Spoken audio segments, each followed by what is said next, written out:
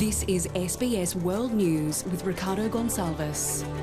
Al-Qaeda-linked insurgents have claimed responsibility for shooting down a Syrian military jet in the country's west. The province of Hama has been subject to heavy airstrikes by Russian and Syrian forces throughout the course of the civil war, which is fast approaching its 7th year. This video purportedly shows the moment a Syrian warplane was shot down. A sole rebel fighter, filmed by a fellow comrade, launches a single missile into the sky.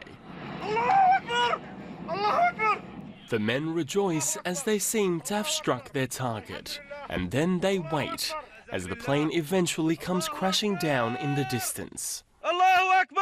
The pilot reportedly killed and his co-pilot taken captive. It's believed the attack was retaliation for a recent government offensive in the region. Syria's Air Force and Army, supported by the Iranians and Russians, stepping up efforts as they push from Hama's north towards the rebel stronghold of Idlib. The airstrikes are increasing, and civilians are reportedly bearing the brunt of a relentless assault by the regime to reclaim territory. They are putting pressure on the civilians. They hope the civilians will pressure the rebels not to fight, because the regime hasn't made major advances on the ground. Many of the victims in Idlib had fled the war across the border in Iraq. The displaced from Sinjar came here. The planes came and hit them. They are targeting civilians. There are no fighters here. Where do you want us to go?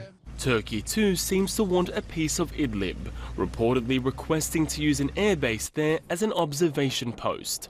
The Russians, meanwhile, are establishing a permanent presence at its Syrian bases, signing a deal to cement its place in the country for another 49 years.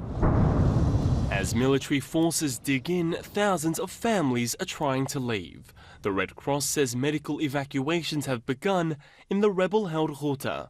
1 in 10 children in the Damascus suburb are suffering from malnutrition. Critical patients are being moved, but how many and where to is unclear. Omar Dabaj, SBS World News.